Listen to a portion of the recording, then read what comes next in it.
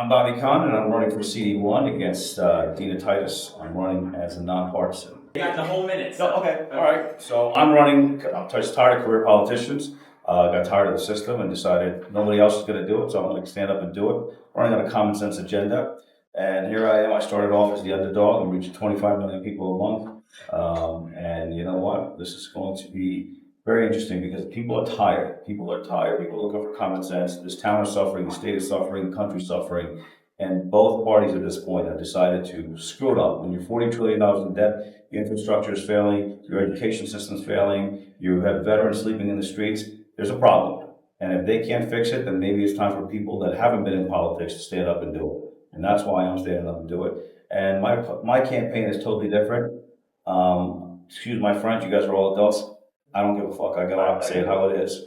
There's no apologies for what I stand for or what I'm going to do. I love it. All right, good. Thanks, sir. Appreciate it. Hi, everybody. I think I've met some of you before. Marty O'Donnell, candidate for CD3. I'm the definition of someone who's not a career politician. I spent my career, some of you might know, I made some video games that you might know, Halo and Destiny. Before that, I did commercial music, jingles like We're Flintstones Kids, 10 Million Strong. Of course, probably only the old folks here know that one, because you young people, right, probably didn't grow up with that one. My daughter has been here for 20 years. She runs a nonprofit, and she asked me to help her, and that's what introduced me to Joe Lombardo, and I've been a lifelong Republican, and Joe and his people asked me to run for Congress. And I think it's because they want to see somebody who has a completely different approach. 5 seconds. Who is going to get something done. I'm a small business guy, I'm a conservative, and Susie Lee has got to go. The Democrats are screwing this whole state up. Right on time, Marty. Thank you. Yep. Cody Whipple, fourth generation Nevadan, cattle rancher, small business owner. Pretty excited about being here today, meeting the young Republicans for the school. Why do you run for Congress, right? It's because, just like Bobby, you get tired of seeing things never change. And in the rural part of Nevada, things haven't changed ever. And it's time that somebody actually takes that voice to Washington, D.C., instead of D.C. coming back and telling us what our problems are and what we need to do and how to handle it. So this is an opportunity for me to meet, hopefully, some voters today. Big candidate. I know we're going to be covering some of the topics earlier, or some of the topics later about the economy and water and some things that I have a lot to say about. So, but Cody Whipple, fourth generation Nevada, running for Congressional District 4. All right. My name is Albert Mack. I'm running for Clark County Commission in District F. And much like a lot of the other people here, I've been a business person my whole life. I have 4 kids. My family's been here since the 1930s. And ultimately what we found is County Commission is the most powerful body in the state, short of the governor. And when they make change, it's immediate. It's not something that happens every 2 years up in Carson City. It's something that happens right here. And I'm tired of having commissioners who aren't business people, who haven't signed the front of checks, who haven't had to deal with payrolls and finance, and hardworking people who live here who are now priced out of the homes that they used to be able to have for 4 generations. So I'm here to make change. Thank you so much for hosting this. I'm Joseph Sharafi. I'm president of a nonprofit called Stop the Traffic Foundation. We're geared towards ending child exploitation and prostitution. We have some of the highest rates of human trafficking and child exploitation in the nation, behind Houston, Texas, and we're kind of going back and forth between 1 and 2. Having a personal story with my son and how I had to get him back, it really was important for me to understand how we could mount up and fight up against human traffickers and child trafficking with different initiatives that we can take to the assembly, which we can take and put some statutes up and build into our Constitution and work with both sides of the aisle in order to actually help get us off of this high-rated list. And so I just really appreciate us being here and be able to connect into this debate culture, because we need more people who are willing to step up and debate before they go into office, because people need to hear your ideas. So I'm Joseph Sharafi, Assembly District 8. I'm your candidate. Appreciate it. All right. My name is John Carlo. This is my second time today at UNLV, but I really care about you guys. I'm 100% grassroots. You can check my street credit. We first started protesting the mask. That's how I got involved in politics. We were protesting the mask. I started with like 10 or 12 people, which grew to like thousands of us protesting on the strip. And then that got very little media coverage. And then we started going to county commissioner meetings. We started going to school board meetings. And we basically exhausted ourselves. And then my group, when we started running for office. So this is my second time I ran for school board because I do care about public education. I'm a Bible college graduate, so I'm very big on education. I'm also a bricklayer by trade. I went to trade school. And I just got back to town, so I was out of town working. And so I want to bring jobs to Nevada. So my name is Ty Galvin. I'm running for Assembly District 21 as a Libertarian because both parties have failed us, not only in the country, but in the state. They both are owned by special interests. They both commit to spending tax dollars on public projects like Allegiant Stadium or the recent Hollywood bill that almost went through. And I'm running to give Nevadans an actual voice in their legislature. I'm not owned by special interests. I would never take corporate donations. Most libertarians, they don't run anything more than a protest campaign, but we're building a strong local campaign here in Clark County. I'm the chair of the Clark County Libertarian Party as well, and I'm a special education teacher in Nevada as well. I was born and raised in Assembly District 21, and so, I really want to bring the fight to the legislature for the everyday Nevadan, because consistently Americans know that our voices aren't heard by the two parties. They poll consistently saying that they don't have a third party, and so I'm here to offer that real alternative for Nevadans. Hey, my name's Stephen Barella. I'm running for Clark County Recorder. And most people ask, why are you running for Clark County Recorder? Because it's not a position that everybody knows, but it handles your property records, your family records, and it affects you in more ways than you can imagine. Right now in 2022, we had a recorder that actually, there was a report that was 10 years behind in 2022. It was reported by the Nevada Globe, which really made me step up and made me decide that I want to run, because we need an office that works for you. With my years in management and sales, I know exactly what it's like to run an office, to make it work for the people, to make it more efficient. Hello, everybody. My name is Raphael Roy. I'm running for Senate District 12, south side of town, Silverado Ranch area and Green Valley area. I was born in Puerto Rico, moved out here when I was 6 years old. So been raised out here in Vegas. I'm a small business owner. I own a company that's called Smog Plus DNV Services.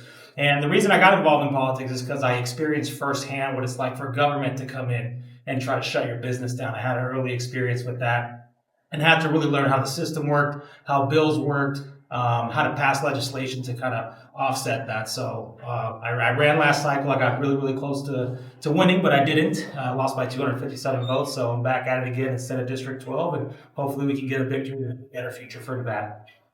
Diana Ramirez for North Las Vegas City Council, Ward 1. Running, I've been a community leader, activist in the community. I have running against 2 other people, and I have been doing the work. They're talking about doing things while they get in office, and not which are things that I'm already been doing. So yes, me, Diana Ramirez. Hello guys, I'm John Scott. I'm running for governor as a nonpartisan. We need to focus on fixing the energy crisis that we're having. That'll fix the water crisis. After that, I want to figure out a better way that the government can extract money from the economy without constricting it. That's all I had to say. I'm John Thomas Scott. I'm running as a nonpartisan for governor. So as moderator, obviously my objective here is to make sure that everyone has fair discourse. I want to give everyone their time and make sure that you get your point across effectively and efficiently. I believe that it is incredibly important for the young generation to have an authentic experience with you before they go to the ballots. So that's my objective here, just to make sure that everyone gets that fair representation. So I'm just glad to be here. Gen Z Coalition of Las Vegas is not backed by any big org. It's just a tiny, tiny little org. So it is a blessing to be here. And with that, I will turn the time over to College Republicans to kind of give us the run of show today.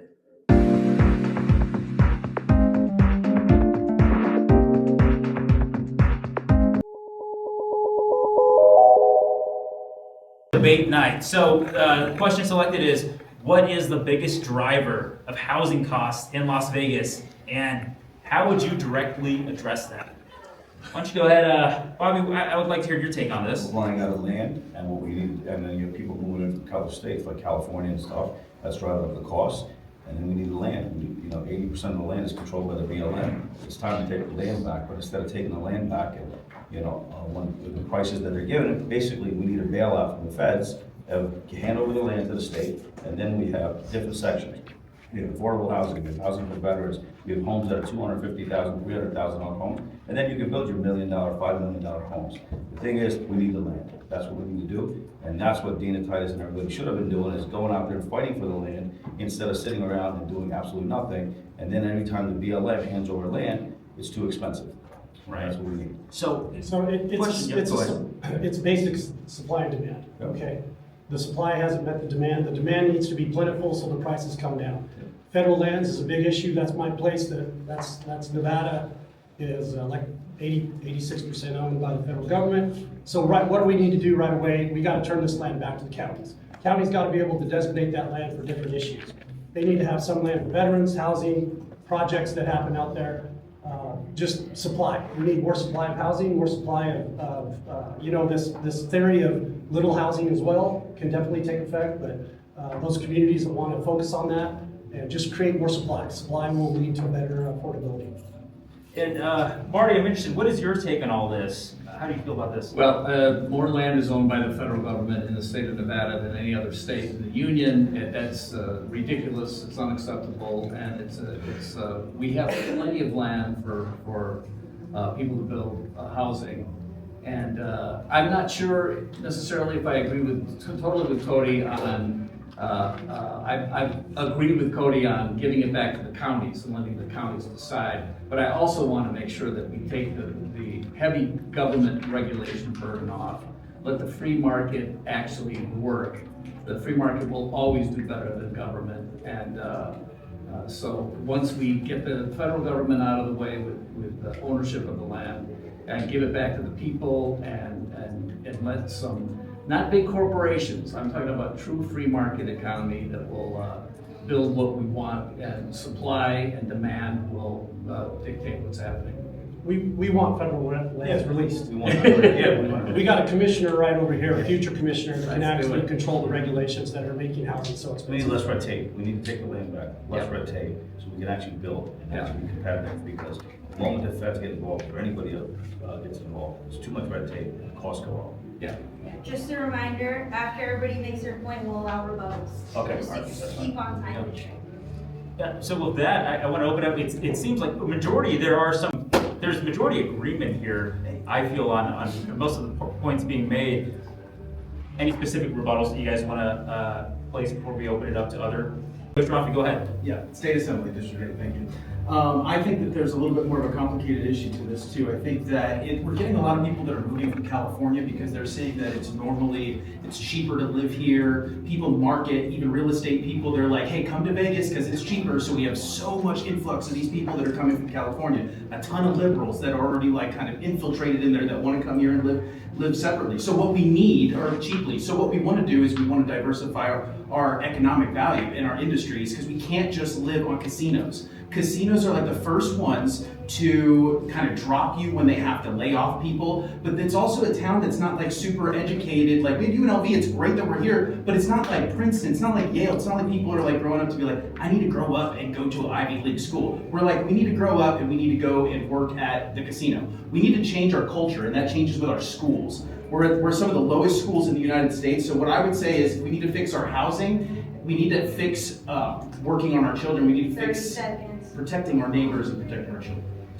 I'm interested in hearing Bobby's take. Bobby, you put yourself online as a very Vegas-centric person, and I just heard Joey make kind of statement that we need to shift away from that. So what is kind of your take on that? We need more drivers in here. Okay, so if we take back this land, we can bring other. So the thing about it, manufacturing has gotten very expensive. California businesses are leaving. If we take back the land, then we have land.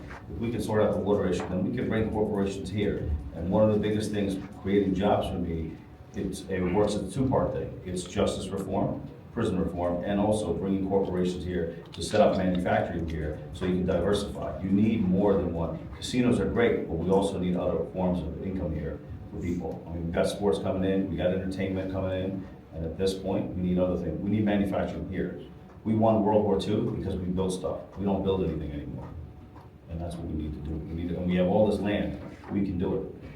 So we've heard now from the independent standpoint, Republican standpoint. I want to make sure libertarians are not being left out. Ty, what is your view in all this? How do you see this? Honestly, I totally want to echo what was said about making sure that our land is returned to the state and to the counties, because it's absolutely a travesty that a majority of our land is owned by the federal government. And then I also want to reiterate the point about bringing down the red tape and the barriers that are making it so hard for small developments to actually build.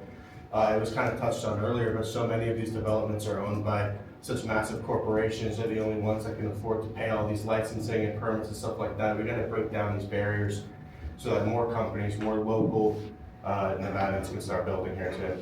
The access to federal land is actually much bigger than just affordability. It actually gives the counties the control for the minerals and the resources that are pulled out of the county as well. That's got to stay here long term. We're getting depleted. Everything's being taken out of country, out of state. We want that resource to be utilized and benefit the area, the county, the state. Can I add? That's the other portion of that. Yes, go ahead. Yeah, John Barlow. Yeah. So I have to agree with this man. I actually am a builder. I know how to use measuring tape. I'm a bricklayer. I've seen buildings come up from the ground up all the way to the ceiling. And I have to say that I kind of disagree with how we're currently building. Most of these houses are built with wood. Well, wood is not a local element to the desert. If we had more masons and more bricklayers, actually the houses would be stronger structures. But right now they're just made out of like really toothpicks. And we do have a lot of restrictions by the government, like parking regulations. So in front of a lot of these malls, you have empty parking lots because they require you to have all these parking permits or spots for parking. You don't need that. North Carolina actually legislature passed zero like parking for businesses. So businesses have more liberty to how do they build. And also, I just got back from Fort Wayne, Indiana. I was up there working, and they had starter homes. They had little, you had homes like a 1-bedroom or a 2-bedroom, really, really small. We don't have that. But the land is a good point, but we already have, these empty storefronts, a bunch of storefronts. We can turn that into housing immediately. Time. I'm going to add a question. Go ahead, sir. Sorry, real quick, Albert Mack, Renfrew County Commission. With the question being, how do we get housing prices to come down? It's absolutely correct that we need our Congress people, we need our federal people to go out and release land. That's number one. But outside of that, to combat a little bit with the idea of, big corporations are the problem, as everybody wants to build. The problem is the county is not allowing them to build. They're sitting in permit hell for years, and they're willing to build. They're willing to put their money where their mouth is. They want to do it. The problem is they sit in red tape, they sit in bureaucracy, and then all of us pay the price because housing prices go up and get naturally inflated, and people get priced out. So it's an economy of scale. You have to be able to build, you have to expand, you have to work infrastructure and streets and first responders and schools. But in order to do that, A, you have to release more land, and B, we have to actually allow the county commissioners have to come out and allow the builders to build in the first place. It doesn't matter whether you're a big corporation or you're a small business who wants to build a home, neither can build right now. Yeah. Can I answer that? You may. So if you look at all across the world, countries are emerging, right? Dubai, Qatar, China. If you walk into Dubai, I've been doing business in the Middle East since I was 19. I can go in Dubai and say, this is my land, I want to build a building. Within 30 days, I have all my permitting. And I can have a skyscraper, shovels in the ground 30 days after that. You can't do that. Over here, everybody wants to object. Oh, I need this person, that person, that person. It takes me 3 years. I'm $3 million over budget by the time I get my first shovel in. And this is why we're not. When's the last time we had the best skyscraper, the biggest highway or anything? We're failing on all that. It's because of red tape. And we have way too much of it. So, sorry. It's quite an interesting situation here. It sounds that everyone is kind of echoing a similar message in regards to red tape. So I guess to kind of play devil's advocate, is there anyone that would oppose these values or points? Otherwise, it looks like we can maybe move on to the next question. Any other? I mean, I'll add on to what we're all saying here is, not only is it with permitting and getting that stuff out there, like getting land to acquire for housing, business, whatnot, we also need to make the cost of business for these construction workers way less, because then if a property is sitting for so long and then the economy's just jumping up and down like we all know it does, well, it's just gonna make more and more just a hole of money for those construction workers, those businesses who are trying to promote business and construction, stuff like that. So we need to also prioritize what we're all saying, but make it a lot more affordable and stable in the economics of Vegas. Well, thank you folks for your comments. Yeah, one final Yeah, I comment? kind of just want to touch Go on ahead, that Rob. because, we mentioned how, we all agree about red tape being brought down, but saying how, big corporations can't build either. I just want to say, we see consistently our legislature pass tax projects to build Allegiant Stadium. Our tax dollars go to that. I constantly see on the mountains these new modern housing developments that are being built. We all know Lake Las Vegas is still having developments being built, so it's just absolutely not true that these big corporations don't have access to, pay a lot of these permits, a lot of these red tapes that small businesses just simply can't fight. So I just want to reiterate that point that we do see building in Nevada taking place. It's taking place on the Strip. It's taking place in modern housing developments. It's taking place with our tax dollars. And that's what we got to fight red tape for, is to actually bring it down so that the little guy can get in there and not just who's friends with the politicians. All right. Well, we have plenty of topics to cover, guys, so thank you so much for your participation in this. And for anyone that's watching online currently, you are seeing a one-of-a-kind debate night hosted here at UNLV. So if you have any comments and you're listening online, feel free to comment online. Obviously, we'll address those after the fact. This recorded debate will also be made available so that you can engage with the candidates however you'd like. So we've covered housing affordability. Jasmine, what's up next? Water and drought. Stop it too. Did you want to switch it up this time? Let's move things up.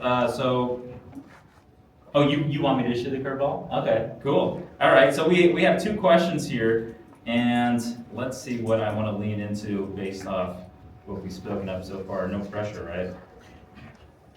Okay, well, Lake Mead has been something that is infamous in Las Vegas, and so this question is directly addressing that. So with declining water levels at Lake Mead, how would you balance continued growth in Las Vegas with long-term water sustainability?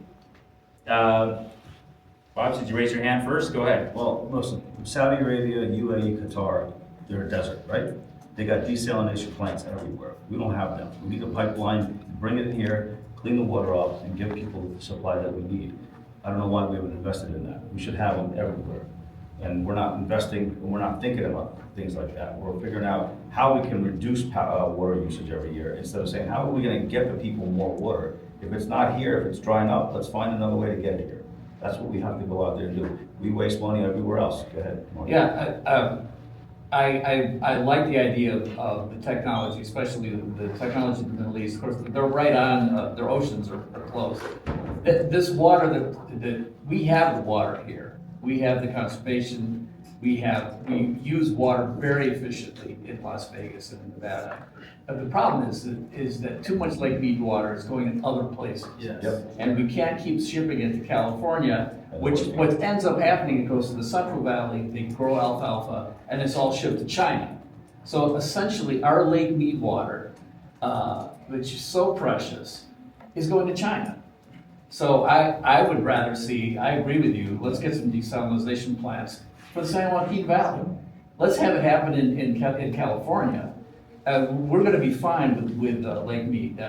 It's the problem is, in my opinion, is that we're shipping all this water other places. As the only cattle rancher on the panel, and the only one that actually owns water, I have a great deal to say about this. Okay. We're building in the wrong location. Everybody's focused on this valley, right? We got to start building areas where move north. There's lots of valleys, new basins of water. We can build outside of Las Vegas Valley. Right. Now, as far as the Colorado River, we don't know what's gonna happen in the snowfall, we don't know what's happening there. So, maybe, making an exchange closer to the ocean with the agriculture areas down there, that might be a thing. But we gotta look at the Lake Mead only being one spoke in the wheel. We've gotta look at other resources and build into other areas. This valley's getting too full of, too much going on here. I think we could spread it out, get into different basins, pull some of that water in, and actually create another supply. So what we were talking about. How would you incentivize us to get out of this little tip of southern Nevada, which controls so much of all That's of another Clark County Commission issue, right? Well, Clark County before we get to Commission, that, they want everybody right here, they want to tax all those homes. And for them to actually allow some growth to go north towards Lincoln County, Nye County and beyond, they actually see that as losing business. But they gotta get used to that. They gotta get used. I would rather see Mesquite and Las Vegas looking like Ogden to Salt Lake than just Las Vegas forever. And then, you know what, it brings up another We need issue. an economic driver there too. Absolutely. Why would I build a house there if there's no jobs? So you need to have jobs there. So let's take a little bit of pivot here then. We're talking about ideation and a lot of innovative ideas. Let's get a little bit into the how and how we make this plausible. Albert, I sort of saw your hand raised a little bit here, like you want to participate. Why don't you go ahead and give us your 2 cents on this? Again, while I don't have all of the numbers and all of the answers, I would say we don't have a water issue, we have a water compact issue. Something that was signed over 100 years ago when we had less than 10,000 people in the valley, where it said, I believe these numbers are right, we get 3% allocated of all of the water that comes through. All the rest goes to California, Arizona, and other places. And even though we now have over 2 million people here in the valley, we still get 3% of the water.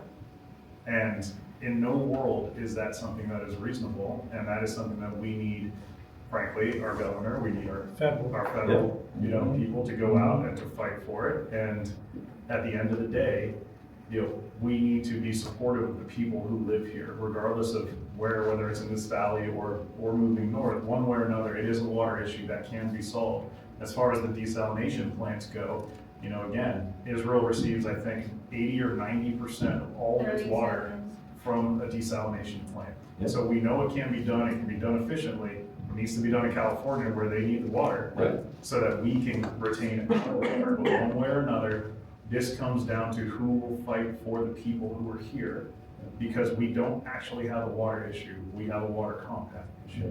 I'd like to hear from one of our gubernatorial candidates. Sir, why don't you go ahead and tell us what's your point of view in all this? So he's exactly right. We don't actually have a water issue, we have an energy issue that's coming because we're pushing such an exorbitant amount of water through the dam to keep up with Las Vegas's energy needs.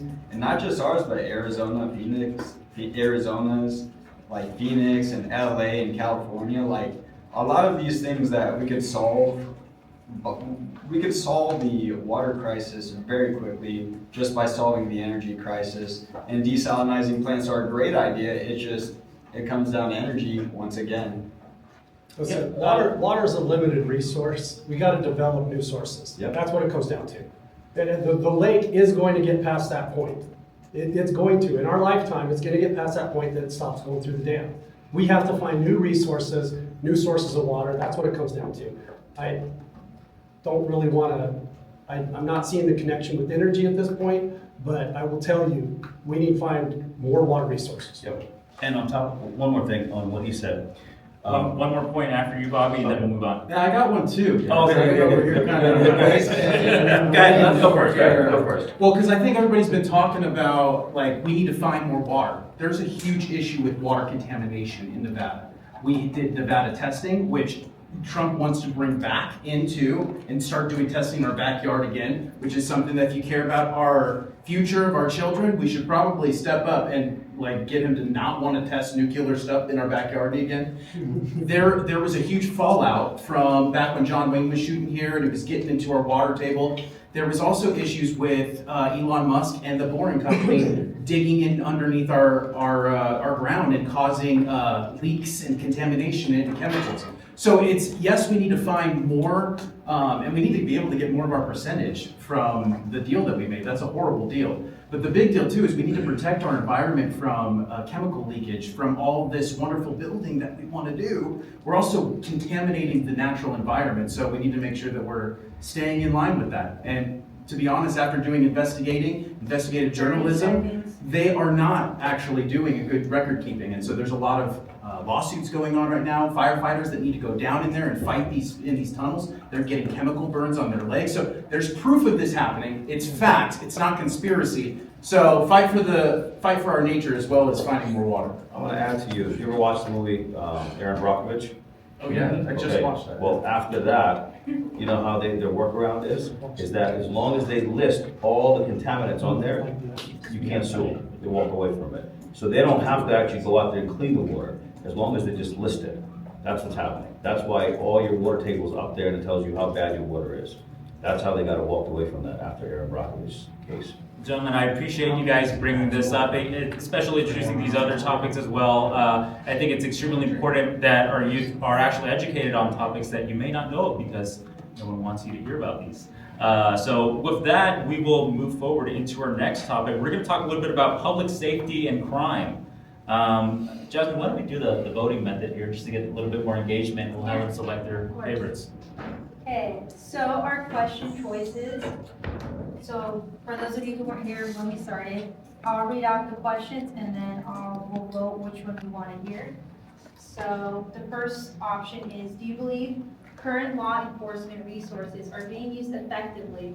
And if not, what would you change? Question B, what do you believe is the root cause of rising crime in Las Vegas and how would your policies address it? For a show of hands, who wants to do A? So, if my math is correct, question B. Okay. So just for our online users that may not be able to see that, just really briefly, I'm just going to reiterate the question. That way you guys know what you're watching, what people are answering. What do you believe is the root cause of rising crime in Las Vegas, and how would your policies address it? So that, Raphael, we haven't heard from you in a while, sir, since you raised your hand. Why don't you go ahead and let us know your take on this? Well, I think the problem is there's a lack of accountability for petty crimes. And so when people are able to just litter, when people are able to shoplift $5-10 worth of stuff, it compounds into a much, much worse problem. And so we've seen in other cities that when somebody comes in and does kind of like a crackdown, nobody likes it. I get that. But it does turn things around, and we have to hold people accountable for petty crime. We've seen the experiment on the West Coast. We've seen it in California, Washington, Oregon. We've seen the experiment with, oh, we're just going to do bail reform, and we don't want to fill up our jails with these people. And it's a failed experiment. It's not working. It's actually making crime worse. Businesses are leaving by the droves, and that's because nobody is being held accountable. I was just in California in the Central Coast, and they have these signs close to the beach that says littering $1,000 fine.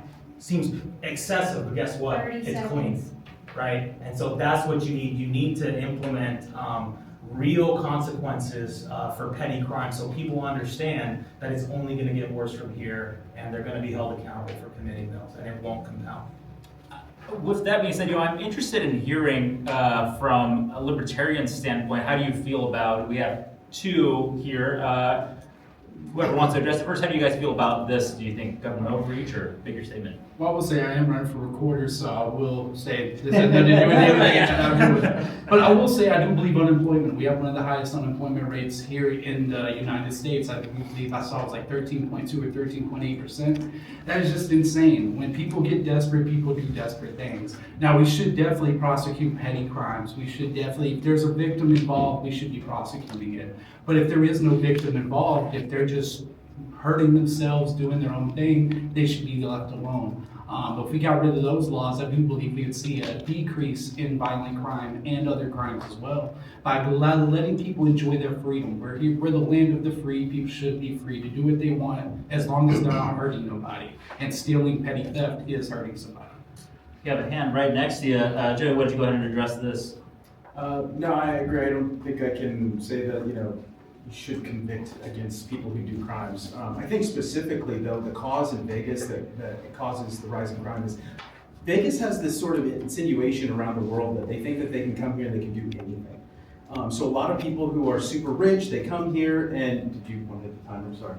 Oh, you're on And so they come here and they have deprived wants and needs. And so a lot of them come here and they order, prostitutes, they order, sex, drugs, whatever. They come here, Sin City, right? And so the whole idea is like, hey, come here, come get what you want. So the rise in Vegas's crime, it definitely is coming from people in depravity and necessity, but a lot of it is coming because we kind of market ourselves, like Las Vegas markets and stuff, as like, this is our identity. This is, we're edgy, we're cool, come here and sin, come here, it stays here, and your wife's not gonna find out, whatever it is. So I think what we can do individually, we can really start marketing Vegas as being what it truly is a family place, is a place with a lot of natural resources and a ton of opportunities for businesses to come and grow and manufacture. So I want to also, go ahead, and I just want to pivot back here. Let's also address how, from a policy standpoint, you would address it. I know there's a lot of theorization that happens, but what do you think from a policy standpoint, Albert? So real quick, I would like to address the premise of the question that with rising crime, at this point right now, with the exception of petty crime, I definitely agree with you on that one. Crime is down across the board. Yeah. The sheriff has done an incredible job. Metro has done an unbelievable job over the last couple of years in homicide reduction, violent crime reduction, felony reduction, and putting a lot of the criminals away that they need to. So again, I think they have done an excellent job overall in protecting the community. I think the tough part is, like Rafael brought up, when you allow people to steal a certain amount and somehow that's okay, that's not a policing issue. That's a judicial issue. Yeah. And what you have is you have law enforcement who does their job and they arrest the people that they are supposed to arrest, but then those people aren't prosecuted. And that's not Metro's job, right? They did their job. And so you have to have a combination of the two. And again, it's not to say that the prosecution's office isn't doing their job. They're doing what they are also being told to do. So you have I to gotta have disagree with that. Okay. Let me. No, he wants to do that. Go ahead. So basically, I come from the South. I'm a proud Southerner, and I was taught to respect the police. But I think the police out here are doing a miserable job because I had to fill out a police. I got attacked on my birthday, April 26, 2025, and the police did nothing. They didn't. Henderson police came out. I had to fill out a police complaint. They refused to take my report. So you can talk to school teachers. When teenagers are getting in fights in school, the police don't report it. So the crime is actually being underreported. But when I went to Henderson Police Department, they refused to take my report twice. And I had to talk to a Henderson City Council member, and the police really messed up on me. That wasn't the only time. My church has been vandalized. I had to go to Southeast Area Command, and they also refused to take my police report. So and that didn't even deal with me. I had to do that on behalf of my church. And they were like, oh, blah, blah, blah, blah, blah, blah. They are refusing to take police reports. I don't understand. And then also, the police, they don't even want to shake your hand. I don't know who in the world started telling police officers. I don't see them out in the community. They don't do community policing. You can barely even shake their hand. They're taught not to shake your hand, to keep their hand on their gun. All right, so I just want to address here before we get to Bobby's point. One of the things I think is crucial for the audience to feel involved and included is kind of get a little bit of a lay of the land. So I would like to address the online audience. If you're listening, put a thumbs up if you agree with how the police is functioning, or a thumbs down if you disagree. Audience, do the same, just to kind of get a lay of the law. How do we feel about the police from, I guess, and I'll ask this from student standpoint. Okay, so for the most part, a little bit of mixed. Okay. Are we allowed to ask questions? After the fact, yeah, as soon as we're done here, time permitting. Jen, how much time do we have overall? We have until, I believe, like 9 they let us out, but I wanted to throw a bit of a curveball here. So for those who haven't given an opinion yet, I want you guys to now shift focus, and we're going to do the other question. Do you believe current law enforcement resources are being used effectively? And if not, what would you change? Good. Well, again, Can we ask them their question, because they had something to say? Sure. Before. Okay. Yeah. Those three guys that had. Okay, we'll take one question. We do have a Q&A section that's towards the end. No, you gotta We'll thumbs take down, questions. so I want to know. Okay, go ahead, sir. Yeah, so, Oh, yeah. sure. You know, I went to UNLV for criminal justice. I'm now in law school right now. I guess my thing is, how does everyone feel about the current power that casinos have? Because I heard a lot of this petty crime. Like in my mind, a lot of petty crime is stemming from casinos exerting influence on local government. Maybe like the pedestrian bridge initiative, which criminalizes standing still on the bridge. Right? In my mind, that's the actual source of a lot of the so-called petty crime. It's just loitering and vagrancy, right? Do you think that's an appropriate use of police resources? Absolutely not. Can I speak? Yeah, go ahead and speak, and then we'll open it up. Again, it doesn't have to be super structured, guys. I know we have the structure, but I do want to listen to the will of the audience, so let's go ahead and kind of pivot in this direction. Go ahead, I'm gonna Mike. say this. Police are doing their job. The problem is the politicians are not doing their job, okay? Nobody has a freaking clue on what's wrong with the society. They're looking at one piece of the puzzle instead of looking at the entire chessboard, right? Here's the thing, we have 80 million Americans in this country with a criminal record. 1 in 3 Americans commits a felony every day. 1 in 2 black men will be charged with a felony before 26. 36% of black men are convicted felons. 87% recidivism rate, right? So now what happens? You keep locking people up. Great, if somebody commits a crime, you lock them up. Then what happens to them once they go to prison? They gotta come home. You can't sit there and send everybody for life in prison. Now, when they come home, you have a probation officer that's telling them to go get a job. They can't go get a job at Uber or McDonald's. But now they gotta feed their kids, they gotta do something. So what are they gonna do? They're gonna smash and grab, they're gonna sell drugs, and then they're back in prison. That's why we have an 87% recidivism rate. This is where my jobs things comes to fruition. We got corporations that come into the state. We say we're gonna give them a tax break. This could be a nationwide thing, because I'm running for Congress. You hire the prisoners that are in there, you train them, you pay them a minimum wage. So this way, their families aren't relying on welfare. They're getting paid, and when they leave, now they can go back into society. They got a job, they got training, they know, and their record, that's it, they're done. They did their crime, they did their time. Now they can go into the world and start working instead of going back to the street corner and selling drugs and breaking into places. And that's what, and I mean, I'll go more into detail on my social media if you guys want. But we have to fix the system, and we will reduce our crime. I'll open it up to the next candidate who wants to answer the question. I'm happy to talk about that. Go ahead. It is easy to always say that it's the big corporation, it's the casino, but the casino, petty crime on a bridge isn't why all of the Walgreens are closing. It's not why our local grocery stores are closing. It's not why they're locking up toothbrushes at CVS, right? That's all local. And those issues are because, like Raphael said, petty crimes are not being treated with accountability. And when businesses lose money every single day, they have to close. Yep. They're a business too.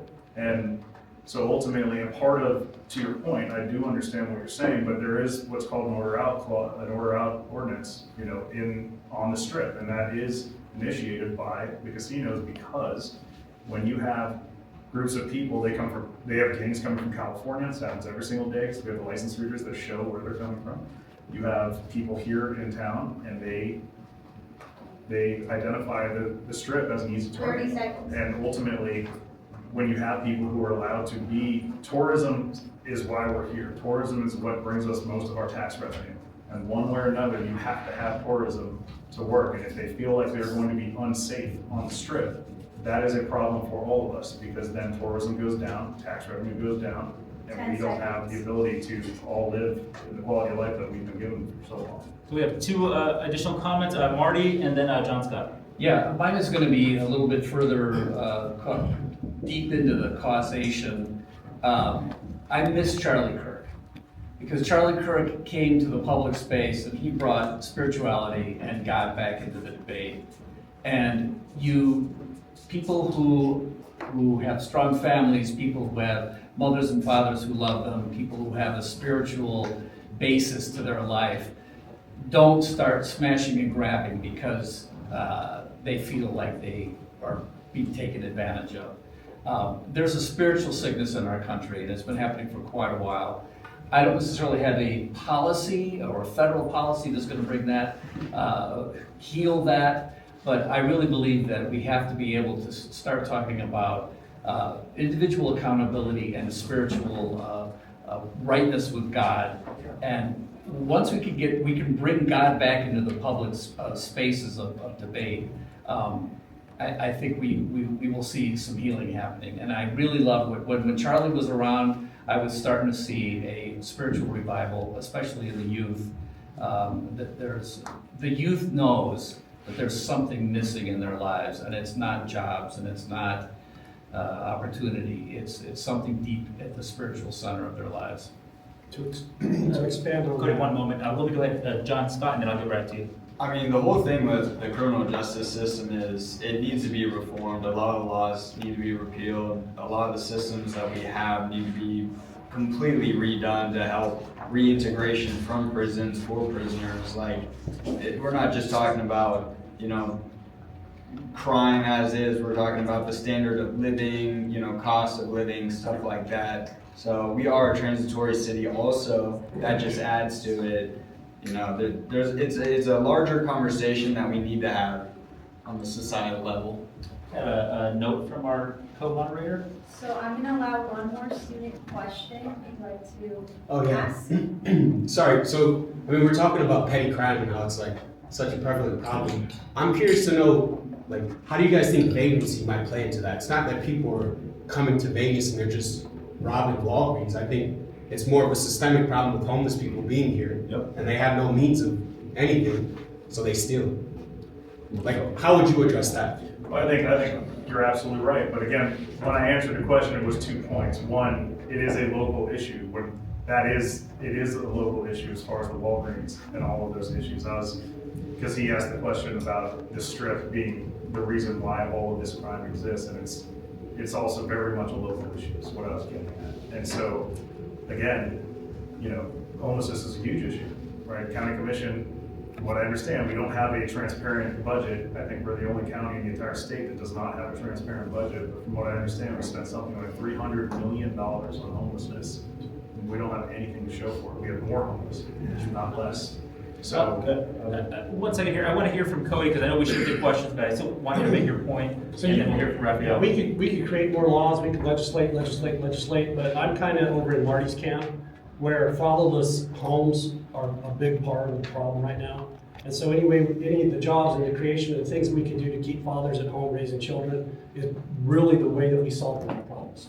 Because the numbers when it comes to fatherless homes are crazy. It's horrible.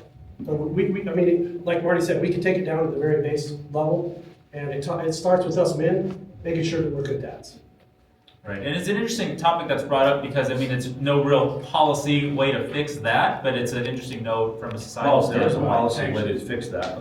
Good, sorry. What I was gonna say is, I can say from firsthand experience, I grew up by a single mother. She was 18 years old. My dad was in and out of prison most of his life because for nonviolent crimes.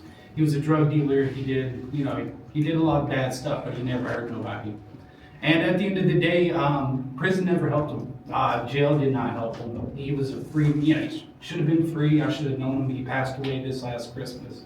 And I think about that a lot. But I will say, not having a father in my life did not hurt me like people like to say it does. I had a strong mom which worked 14-hour days. We need strong people and strong role models. It's not about just having a father in the home. My mom was a strong woman, worked 14-hour days. I'd wake up at school, she'd be asleep on the kitchen table. And, I'd be getting my brother ready to go to school. And so I will say, there is a policy. Let people have their freedom. Charge violent crimes and thefts, but let people have their freedom. So I know we have a lot of interest in this question, so we'll go kind of sequential order. Cody would like to rebuttal this, and then Raphael's been waiting for a bit. So, young man, my mother raised me too, okay? But I know for a fact, my family's stronger with both my wife and I raising the family. So I don't think that that's something that we can debate. It's best when mother and father. That's absolutely confirmed. It's best when mother and father are there raising children. But I was raised by a single mother too. If you had a great mother, I had a great mother, they did a great job. It can be done. I don't think Stephen was saying that it doesn't matter. I think he was saying that he would have had that opportunity had his dad not been locked up. Exactly. And we're talking about police resources here. They need to be directed towards violent crimes where there's actually victims occurring, so that these people, we're talking about homelessness, we're talking about felons, these are people that are locked out of society once they commit a crime. And I think we got to talk about our definitions of crime. Because so many of them, like we're talking about, are nonviolent, and they just completely rip fathers away out of their home, and that's where we really need to be striking. Raphael, go ahead and make your comments.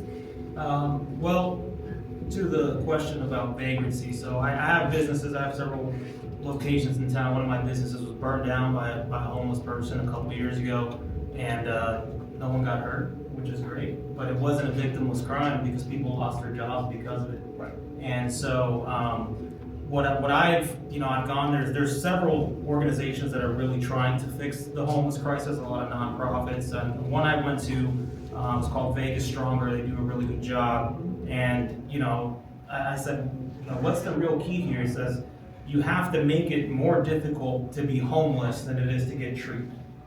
And so you have to have the resources available so that they can get treatment, but it has to be hard to be homeless, because if they can live on the street, they will. And if you don't stop that, they will continue to live on the street, and then it will lead to crime and all these things. So you have to make it hard. You have to move their stuff. You have to say you can't sleep here, but we have a place for you. We can find a bed for you. You can come here. 30 seconds. So, I think there are solutions there, but it's got to be a little bit of tough love, and not a lot of people really want to hear that you have to tell people you can't stay here, you can't live here, we're going to move all your stuff. You got to make it hard for them. And the statistics show that most of the times you give money to a person that's homeless, they're going to, usually about 90% of the time they spend it on vice, drugs or alcohol. Yeah, just real quick, I think, Joe, you had your hand up, and then we'll move into Bobby, and then with that, I think we'll move on, guys. Great discussion so far. Go ahead. Vegas specifically is it's situated in a very special spot in the United States, because it's a big metropolis like LA and New York and Chicago and Miami. And it's almost like a boiling point of a bunch of different communities. And the huge issue also is child homelessness. There's so much child homelessness out there, and the way that these traffickers, pimps, the way that they groom children in order to become prostitutes is that they kind of make it so that they want to come and be a part of the family. It's almost like the same thing with homelessness. They choose to be homeless. They have their family, they have their encampments, they have their freedom. And so there needs to be a way that we can give them resources, and that we need to be able to work with them, because I think if we keep locking them up, we do need to police hard. I do think that's important. We need to follow the law strictly, not over aggressively like push people into the cement and like do push-ups on their heads and stuff like I had seen some people do recently. But we need to have honorable people, and I think we do have a lot of great police officers out there that are doing great work, and a lot of great single mothers out there that are raising children. But there's also a new generation of fathers like myself that want to be involved with our children's lives, and we want to give them a step up that we didn't have being raised by single parents. So I think one of the big issues is that we need to focus on helping these homeless children, because it's an epidemic. We need to actually start bringing in real resources to count and do statistics from third party to figure out how many are there, because we don't know. Not everybody that's homeless is a junkie. Okay, there's people that are homeless because they couldn't afford their rents, they fell through the system, now they're in the streets. Now, I don't know how many of you actually go out there, but I go out there every Thursday and I go talk to the homeless people. There's people, these places are making money, it's a racket, okay? They don't want them, because if everybody got homes tomorrow and went home, these places wouldn't be in business. This is a business, these homeless shelters. They're getting paid $600 to $1,000 a month for these people. So they want people to keep coming in. It's a broken system. Some people are there like, listen, I just want a job. I don't want to end up getting a card every month to pay this place. They're not giving it. The system is broken. There's people out there that are on drugs. I get that, and then there's people out there's veterans sleeping there because they don't have any help. They don't have help with PTSD. So you have to you can't sit there and put everybody in one category and say, well, they're all bad. No, you have to break it down. Why are our veterans should never be sleeping on the streets. Have you ever been to U.S. Vets? Walk in that place. That place is disgusting. There's no reason anybody that served our military should be sleeping in places like that. 30 seconds. And then, when it comes to crimes, there's a huge issue. There's a reason there's a lot of fathers, because they're sitting in prisons. They're sitting in prisons because pot is illegal, right? On a federal thing. So they're sitting in federal prisons. None of you have been in federal prison. I've been to federal prison. I fought 2 legal battles. The feds wanted to lock me up for 40 years. And I fought. And I understand what the system is, and I know what the flaws are. Not one person on this panel does, because I've been there. So I can talk about it for hours. Come to my event, I'll talk about it. Time, and we'll be moving on. Well, moving on, one of the things I want to bring up is in respect to time. So we're looking to close out this event itself by 8 p.m. And so I think what we can do is have one more topic addressed. So Jasmine, why don't we kind of put a vote for the attendees, which topic they would like to address on. We have 3 other topics on page 1. We'll have them vote on that. And then that'll be what we end on. And then we'll open it up with just Q&A. I think that'll be really interesting. I'm sure a lot of people are looking forward to that. So I'll read all the topics. So first option, there's a bit, so bear with me. Student debt and financial responsibility. The next, topic 5, corporate power versus small businesses. 6, immigration. 7, gas prices and cost of energy. 8, age limits and term limits in government. 9, election integrity.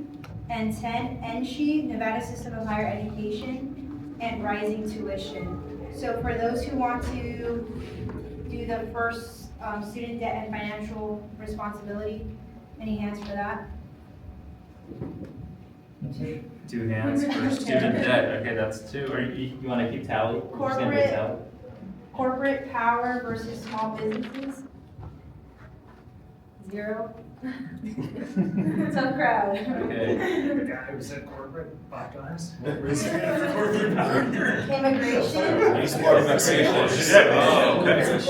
Immigration it is. There we go.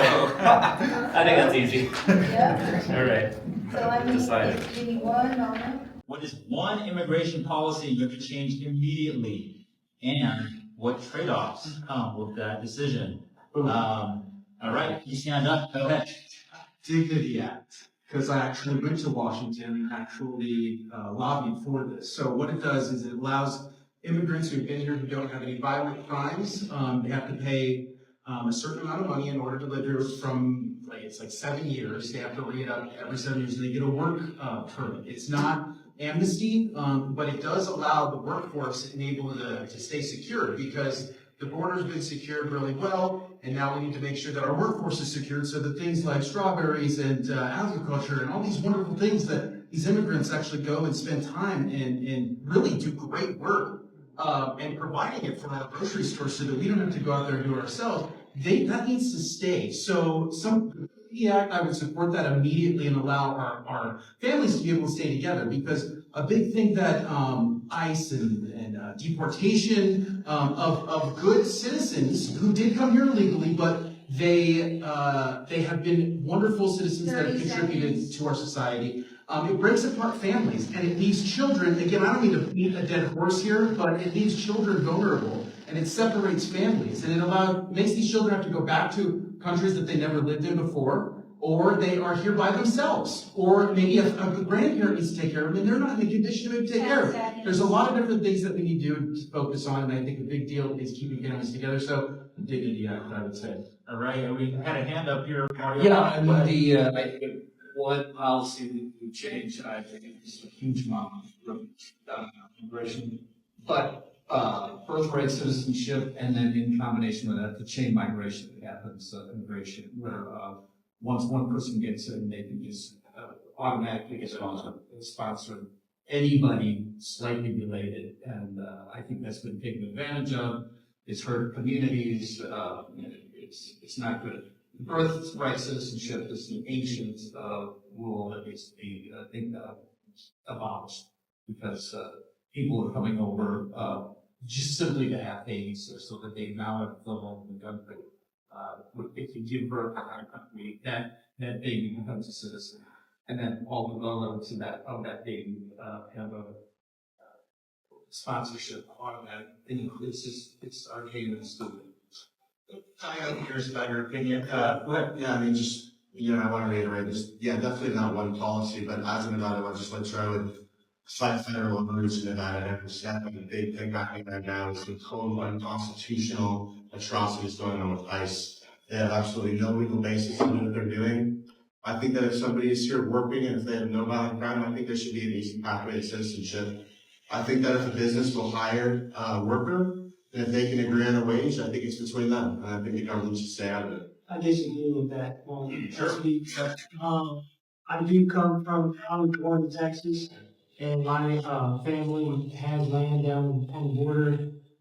So they're ranchers, and traditionally we would shoot at people crossing on their land. And that's not just an American thing. That actually is, I think, goes back to Scottish and Irish roots in America, because many of the Scottish and Irish migrated to the South. But the question is, what policy will we change?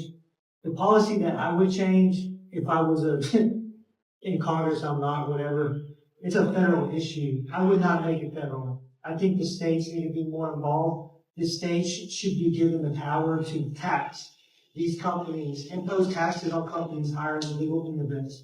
And what trade-offs would that be? That would be more jobs for Americans in the valleys.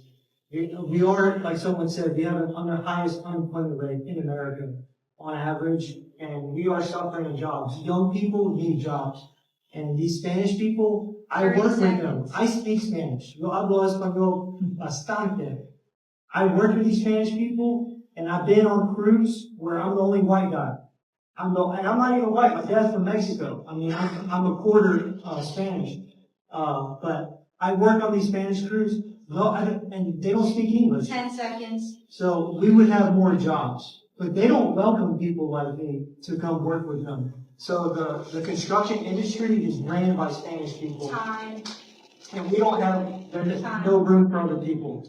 With Chris, kind of what he said about Indian birthright citizenship, which is totally unconstitutional. So our country was founded on immigration. Most of our ancestors probably sit here on this panel, probably came here on a boat.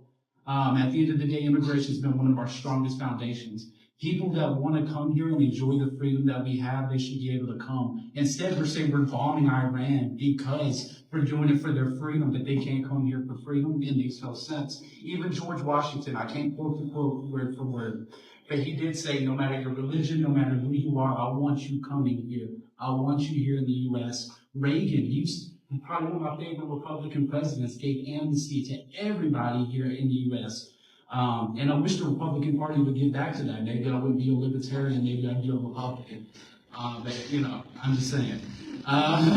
But I wish the old Republicans came back, because I remember the party used to value freedom, and now they're trashing freedom. Yeah, don't forget the Iranian diaspora. It's like love the Constitution, that's how you consider it. I know a lot of them do American. Let's keep it on topic for immigration here. All right, there are a lot of Iranians that are thrilled that they got out of that help. Oh, let's go ask them. Let's go ask them. We have a comment here. We have a comment from Bobby Khan. Go ahead. All right. You mentioned Reagan, right? So our immigration system, everything is screwed up. Here, when people come in here illegally, first off, getting paperwork is very hard to do that. Reagan in 1985 said, I'm going to give you a pathway to citizenship. If you haven't broken any laws, you haven't done anything, I'm going to give you a pathway to citizenship. What we should have done at this point is that anybody that came in across the border illegally, you got to go out, and then you got to get a number, and then you can try to apply to come back in here. If you've been working here for, let's just say, 10 years, and you haven't broken any law, we'll give you a work authorization permit, and then you work the pathway to green card and then citizenship. And then, for all those people that you came in here, like we have a lot of Manchurian voters that are popping up in 2028. Those are people that came to this country, had children, and then they left with the kids, right? But now those kids are going to be voting in our first election in 2028. That ends up being a problem, because now you have 1 million voters in 2028 that did not live here, but were living in China for the last 18 years at this point, because their parents came here, Chinese government sent them here, they had kids here, got citizenship, and they're going to vote here. That's an issue we can fix. We got to fix on how we do our paperwork as quickly and efficiently. We also have to get people a pathway to citizenship and get this clear the clog up. And because if this country was built with immigrants, my parents immigrated from Europe, and We'll take one more comment, and then we'll open it up to Q&A. Can I comment on that? Okay. Quickly. You had said that they should take a number, right? They needed to go, what we should have done was they should have gone out and probably we should take a number and go back. Take a number. That's what we got right now. The system is, especially based on what country you're coming from, that's how far back you are. So if you're coming from like Liechtenstein or like Sweden or something like that, you're gonna have a way easier time being able to get in here and actually get a chance at citizenship than coming from Honduras or Mexico or whatnot. So I agree. There needs to be a pathway for citizenship. Well, we have a fixed system with too many people, we have too many hands in the pot right now. And what They we need to pay do- taxes and then allow them to become citizens so that they can become a good workforce. That's it. I think that they deserve it. My dad deserved it. Maybe he didn't. He was kind of whatever. But I think my aunts definitely deserved it for sure.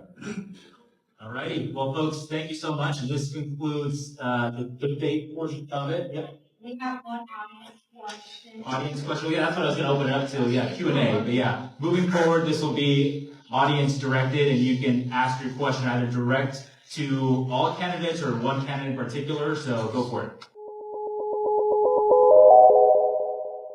Yeah, go ahead. First directed to you two gentlemen, in terms of fixing immigration policies, you say that we would first need to remove birthright citizenship, and then second, essentially stop sponsorship-based naturalization.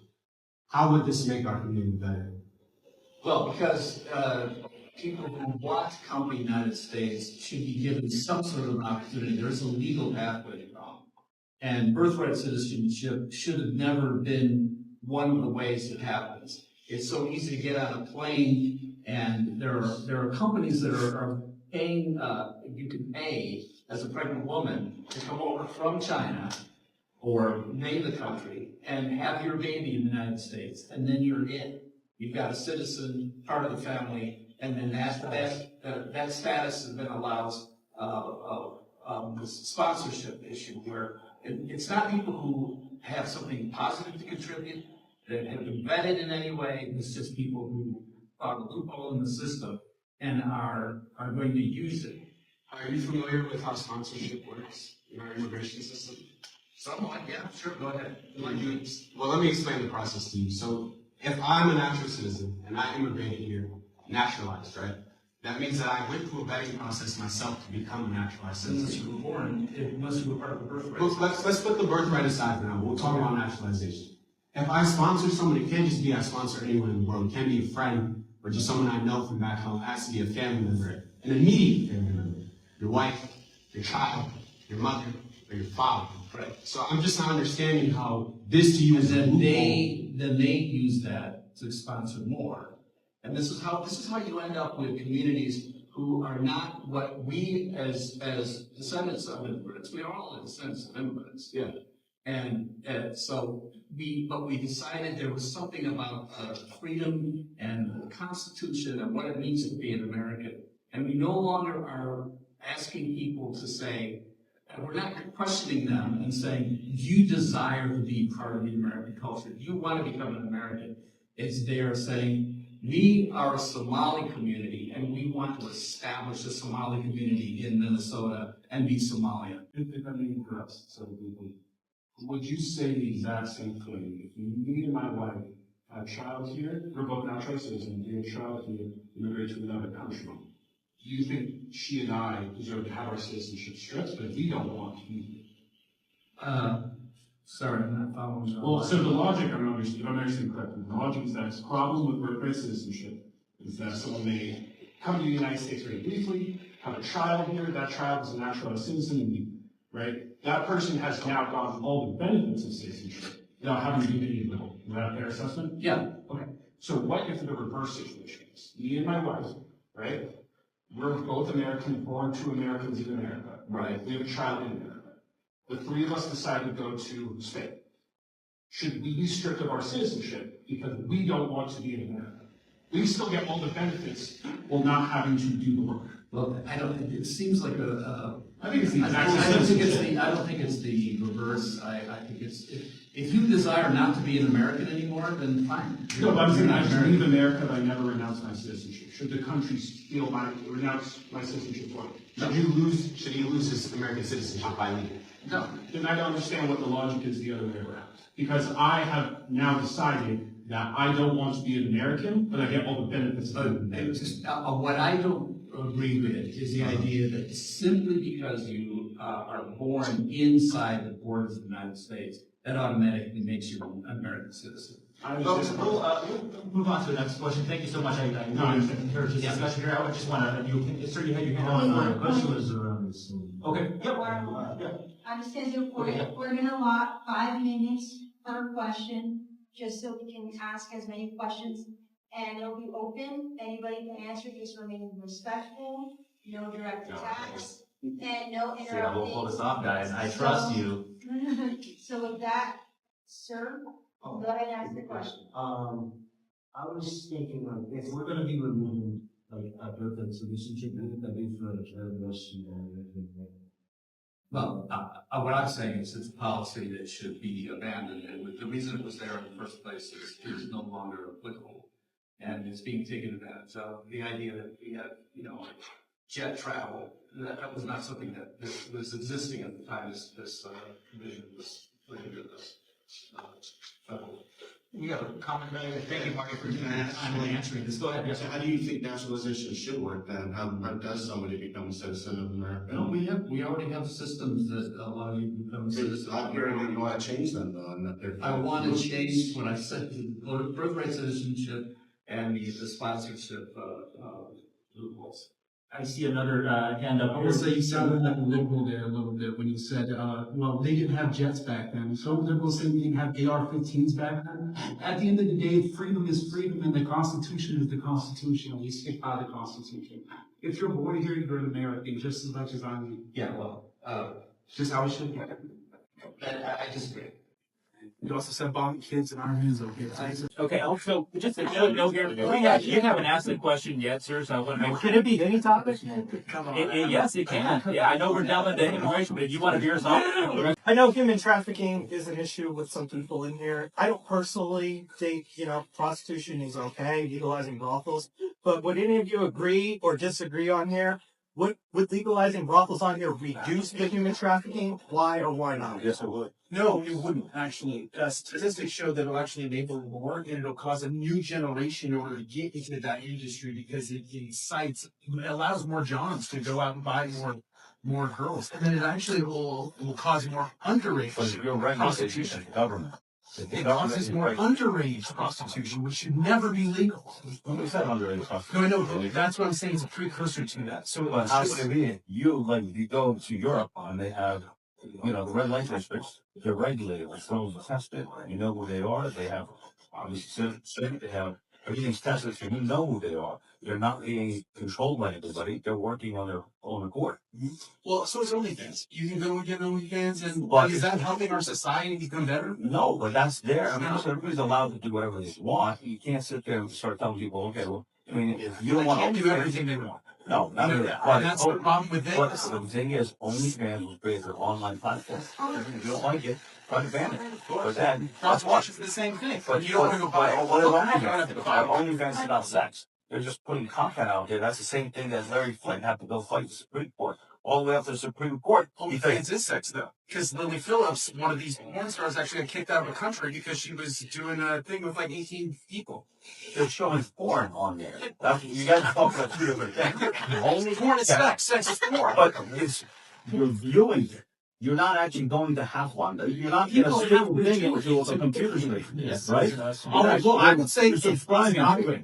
Because it allows women to want to go into that profession. Let me ask you a question. You have your own events. All right, guys, just maintain a little bit of decorum here. So this is definitely an interesting topic. Correct. So, Jasmine, yeah, thank you. With that being said, thank you for your question.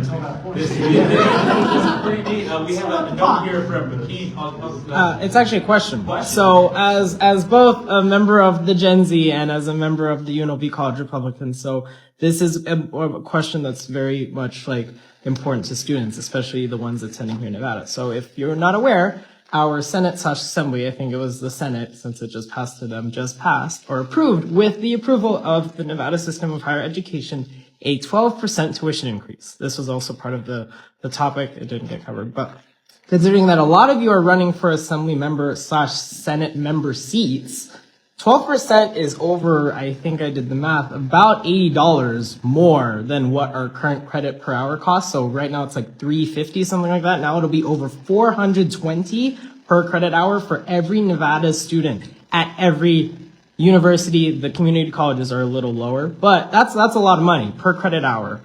And we're still paying for parking. We're still paying for all of these other dues.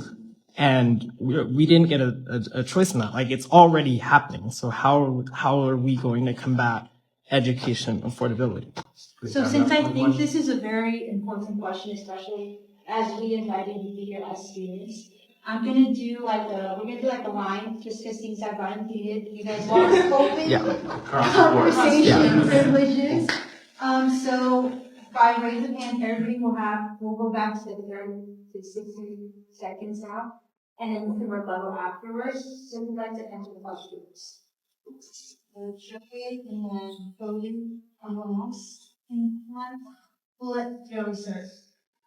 I think one of the major issues in the state of Nevada's education, we don't give incentives for our students to want to be a part of the culture of education as much as a lot of like cities do back east. And I think that we really need to start giving incentives to having great students want to come here. You know, we need to start building more departments that are going to bring some of the brightest minds in the world, not just the United States, here to UNLV. And you're not going to do that by pricing kids out for parking and merchandise and taxing and credits.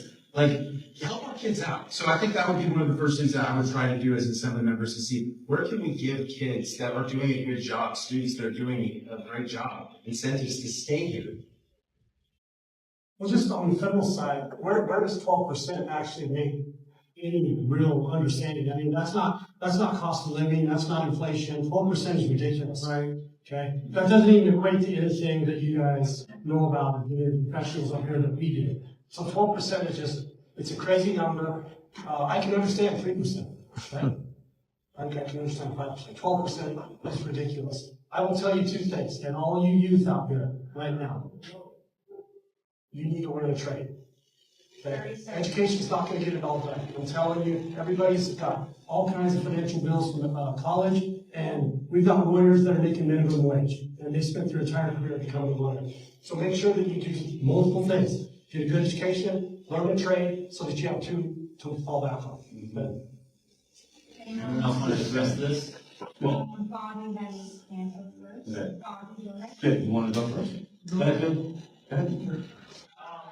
Well, I mean, I would, yes, 12% is insane. But I think as a person that runs a business, there's always leaks. There's always leaks in the budget, and it's, money just kind of disappears. Somebody's spending money on this, really keep track. Obviously, when you're talking about higher education budget, you're talking about hundreds of millions of dollars. And I am 100% sure there's leaks. And so I think it would be very important as someone in the state legislature to say, hey, we need to really look through your budget and say, are you spending your money efficiently? Because maybe there's some departments or some administrators that are getting some exorbitant salaries or, crazy money that is not necessary and not really helping the students here. So I think taking a look at how the money is spent and where it's going, because there's probably a lot of people making a lot of money from UNLV that probably don't deserve it. I want to piggyback on that, because that shouldn't allow, shouldn't have be increased, because how much money do we waste? How much is the endowments? How much are they actually sitting on? They're sitting on money.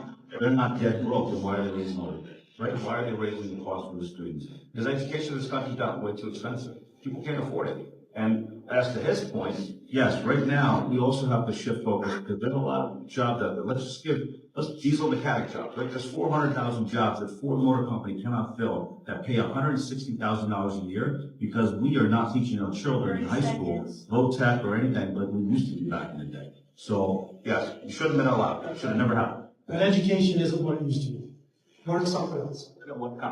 I'm just doing some investigative work. So who did that? How did that happen? So the Nevada system, so actually this backtracks a couple years. So the Senate initially approved a $500 million budget, because the Nevada system of higher education had a deficit. So the state government came in and was like, okay, hey, we'll help you out for the first biannual budget, whatever that was, which was 24 to 27. So now this coming semester, and then the next 2 following years for that biannual budget, now it will be 12%, because the state government is not going to pay it, supposedly.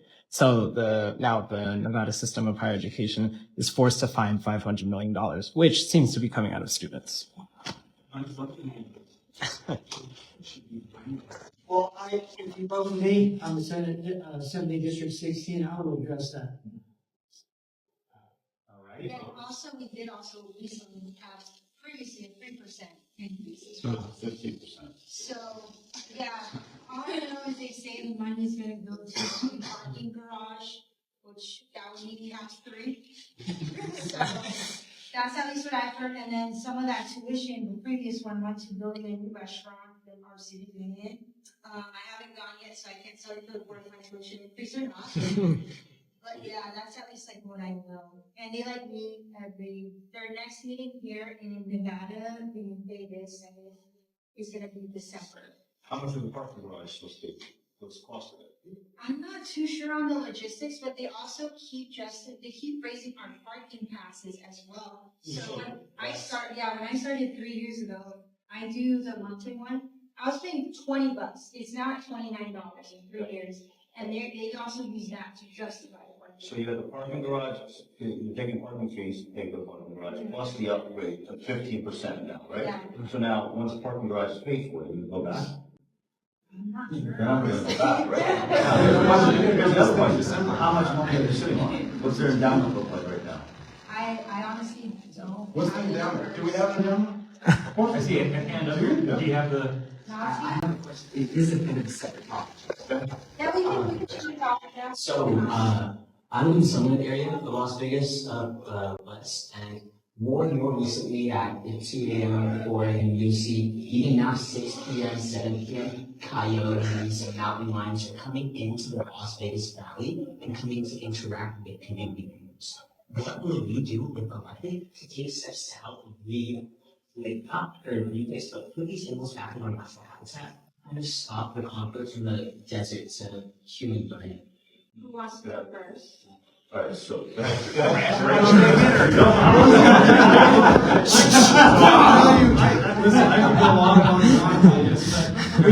When you start building in the middle of the desert, we're in their home. Yeah. And so you're gonna get that, okay? I get it, mountain lions can be very dangerous, right? Coyotes are gonna go after cats and dogs and things like that. But the fact of the matter is, on my ranch, what we do would never be acceptable in the city. Okay? So we can talk about that, but it's not gonna be a popular discussion. I guess to more say, would anyone be more so to reducing where we are growing, developing? Well, that's a problem. That's a land issue. We go back to federal lands. Yeah, so at the end of the day, we don't have the land. We have to get the land so we can build places. And then, you know, a lot of these animals that are coming off, they're coming off of BLM land, which is BLM's responsibility, which is Bureau of Land Management. And Bureau of Land Management has been run just for. We don't want to get started. Yeah, we don't want to get started on that because the BLM is one of the worst run organizations by the federal government at the moment. What about trying to build up instead of out? What about us to build up? Why not? It costs you 10x. Why not? New York does it. Yeah, but it's not true. You can't afford it there. Yeah. And all I keep hearing is excuses. Nobody wants to do that. One of the most expensive places to live. Well, look, it costs more money to build roads outside of Las Vegas. You've got to build systems to get stuff there. To finish your question, there's no Have you ever been in a building? You know what it costs to build a building compared to the houses? It's 10 times the cost. That's you as a property owner. That's you as a You have to do that anyway. Sewer system in the building. Oh, Yeah, right. You're gonna have to do that. A lot of that is Right. This is the beauty of the midnight vote. It's a great question, though. Yeah, right. All right, guys. So what we'll do here is, first of all, I just want to thank everyone. Hold on, guys. Orderly, please. I want to thank everyone for showing up here. So this, believe it or not, is a 2-part event. It is debate night, but it is also social hour as well. So we don't have the hour. We literally just have well, we have negative time, but any remaining time, I think, you know, it's a safe space to close it out. And I want to thank all the candidates for participating in this.